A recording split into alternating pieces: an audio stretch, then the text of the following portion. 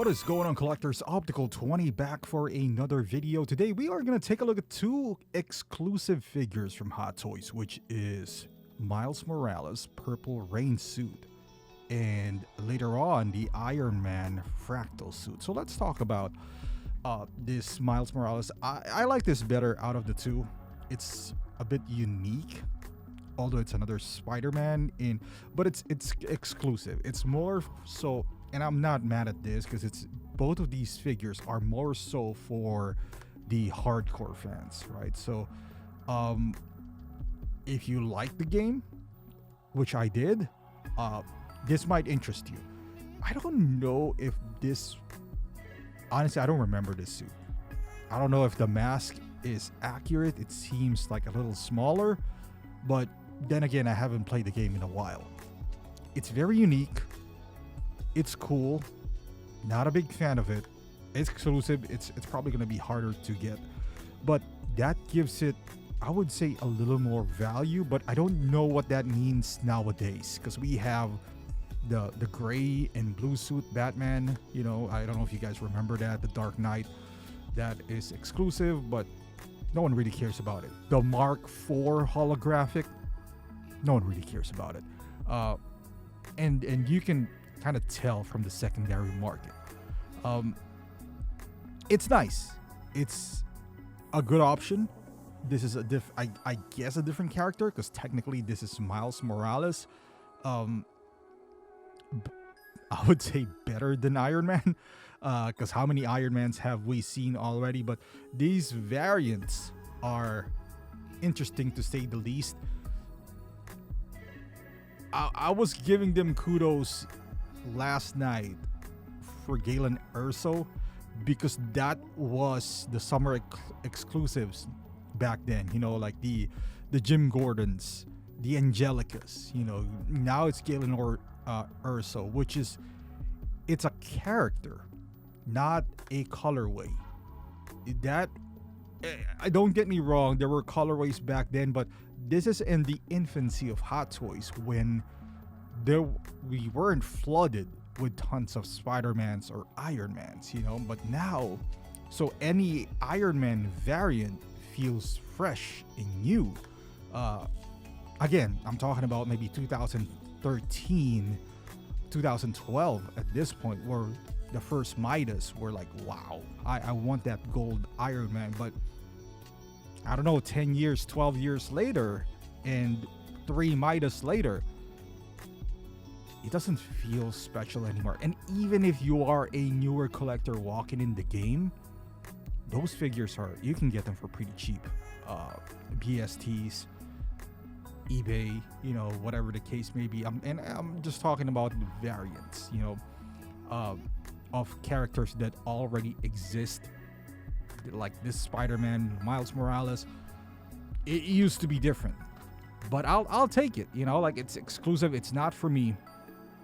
I don't think it was ever meant for me, but they're reusing what they have, and I understand that. They already have this mold, they already have this suit, you know. Why not make a few changes here and there and repackage them and make more money out of it? It's a business. I get that. But as far as being a collector, you gotta be a hardcore, in my opinion. You gotta love the game, a completionist, to go after this. Now, this might have some value afterwards. I doubt it. But moving on to Iron Man Mark IV, I don't know how many Iron Man Mark IVs do we already have. I'm sure it's less than Mark VII. But this is the fractal armor. It looks pretty cool. You got that crystallized version of this Iron Man. I only made one video for the two, because I don't know. I don't want to talk about them too long, honestly. But I think it's nice to discuss them as well. I know in the comments they're probably going to be flooded with, oh, another Iron Man. Again, this is a business move. They already have this, you know, this mold. I guess my question is, why not just redo Mark IV? Like the actual Mark IV. I have it. It's a beautiful figure.